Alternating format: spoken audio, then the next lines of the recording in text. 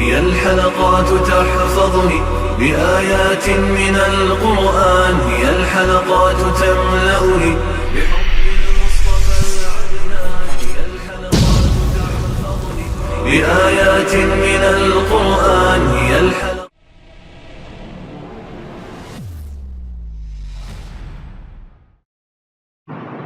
سورة آل عمران آیت نمبر 26. اعوذ باللہ من الشیطان الرجیم، بسم اللہ الرحمن الرحیم. قل اللہم مالک الملک تؤتی الملک من تشاء وتنزع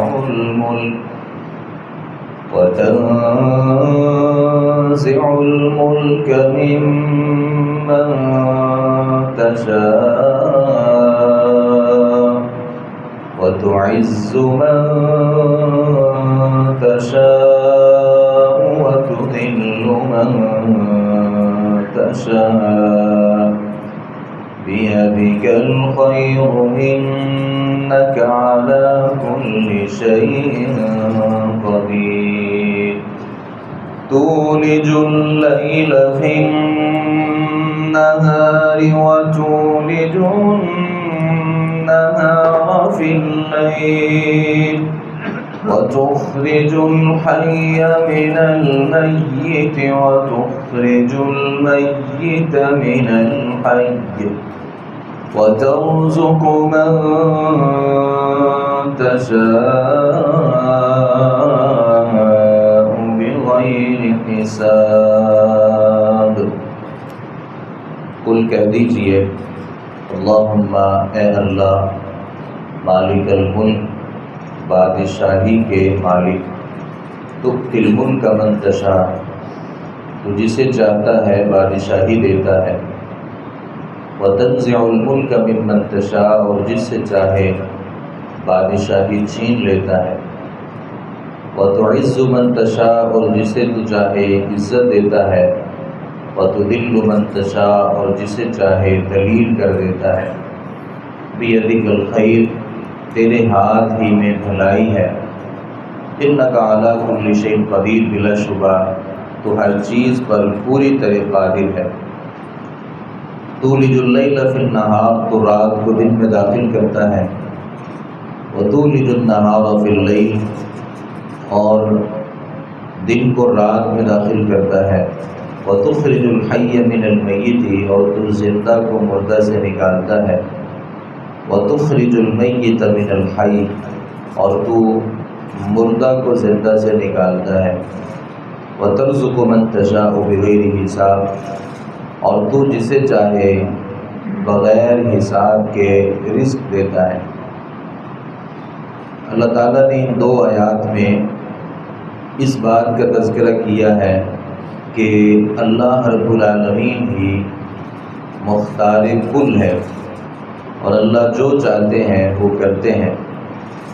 در حقیقت یہ یہودیوں کو ایک جواب ہے، کیونکہ یہود یہ سمجھتے تھے کہ نبوت کا جو سلسلہ ہے یہ صرف اور صرف ہمارے پاس ہے، اور جتنے بھی نبی ہوں گے وہ قوم یہود سے ہوں گے.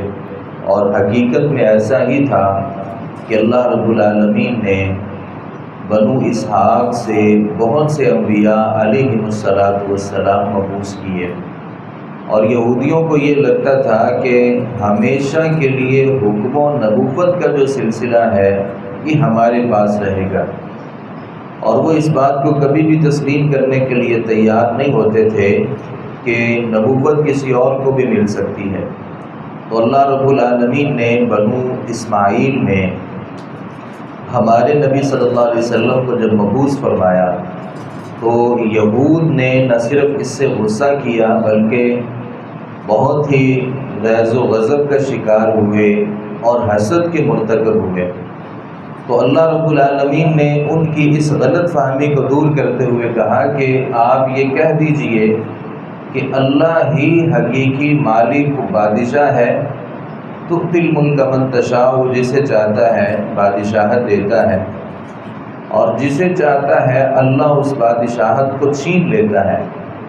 اور تاریخ میں ایسے واقعات بھی ملے اور ایسے واقعات بھی درج ہیں کہ کبھی ایک آدمی دمشق کا حاکم ہوا کرتا تھا، اور اللہ نے جب اس سے اس بادشاہت کو چھین لیا تو انہی لوگوں نے اس کا وہ وقت بھی دیکھا کہ وہ اسی علاقے کے ایک جامع مسجد میں جوتوں کی جگہ پہ بیٹھ کر کے لوگوں سے بھیک مانگتا تھا اور اپنے آپ کو پالتا تھا، اپنے بچوں کی پرورش کرتا تھا۔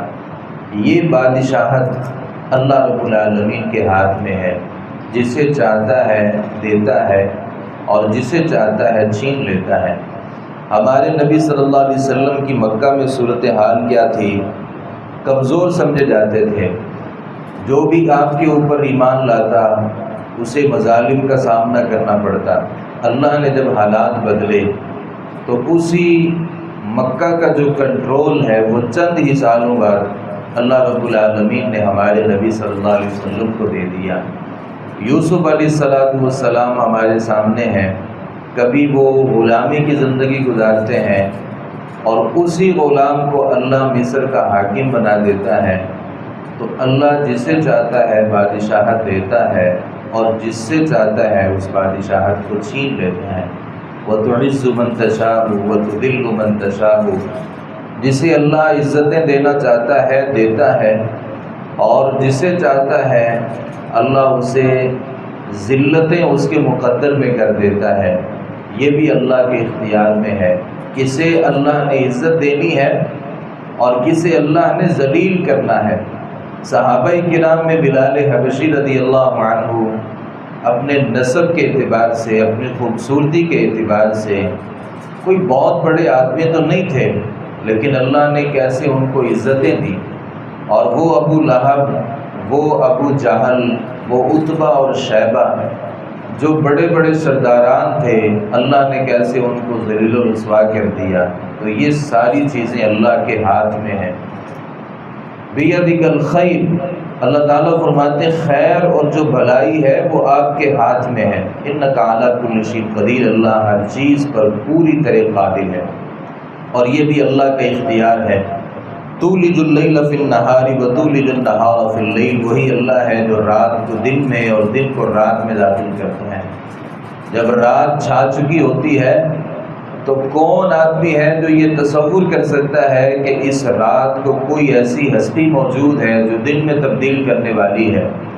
اور جب دن اپنے پورے عروج پر ہوتا ہے اور سورج جو ہے وہ پوری آب و تاب سے چمک رہا ہوتا ہے اور گرمی اپنی حدت اور شدت کا پتہ دے رہی ہوتی ہے، تو کون آدمی یہ سمجھ سکتا ہے کہ کوئی ایسی ذات ہے جو اسے اجالوں میں تبدیل کر سکتا ہے؟ اللہ کے علاوہ تو کوئی نہیں ہے۔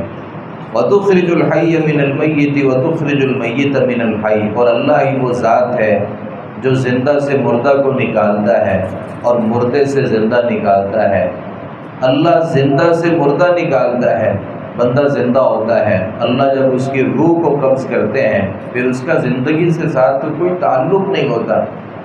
وہ جوان آدمی، وہ شباب، اور وہ اپنی قوت اور طاقت اور اپنے حسن پہ بہت مان کرنے والا، جسے یہ لگتا ہے کہ کبھی موت میرے قریب نہیں آئے گی، اللہ اسی زندہ کو مردے میں تبدیل کر دیتا ہے۔ باوجود کوشش کے بھی ہم اس کی موت کو روک نہیں سکتے، اور کتنی ہی دفعہ اللہ مردوں کو زندہ کر دیتا ہے۔ انسان جب لم یکن شیئا مذکورا تھا، انسان جب مٹی سے بنا تھا تو وہ مٹی کوئی جاندار تو نہیں تھی، اللہ نے اسی مٹی سے انسان کو پیدا کیا، اور انسان کی جو تخلیق ہے وہ پانی کے ایک نطفے سے ہوئی۔ اب پانی کا جو ایک نطفہ ہے وہ کوئی زندہ چیز تو نہیں ہے، بظاہر وہ زندہ نہیں ہے، لیکن اللہ اس سے زندہ کو نکالتا ہے۔ یہ انڈے زندہ نہیں ہوتے، اللہ ان سے پرندوں کو نکالتا ہے۔ ابراہیم علیہ السلام، اللہ ان کو ایک مردہ باپ سے زندگی دیتا ہے۔ ایمان کے اعتبار سے تو ان کا جو باپ آزر تھا وہ مرا ہوا تھا، اللہ خود سے ابراہیم علیہ السلام کو زندہ کر سکتے ہیں، اور اللہ رب العالمین فرماتے ہیں ترزق من تشاء بغیر حساب، اللہ جسے چاہتے ہیں بغیر حساب کے رزق دیتے ہیں اور بغیر حساب کے عطا کرتے ہیں۔ اس کا ان دونوں آیات کا مطلب یہ ہے اللہ قادر مطلق ہے اور اللہ مختار کل ہے، نہ کوئی اللہ سے اعتراض کر سکتا ہے اور نہ کوئی اللہ کو کسی کام پر مجبور کر سکتا ہے۔ اللہ خالق ہے، قادر علی کل شیء قدیر ہے۔ اللہ تعالیٰ سے دعا ہے صحیح معنوں میں قرآن مجید کو سمجھنے، اس پر عمل ہونے کی توفیق عطا فرمائے۔ وما علینا الا البلاغ المبین۔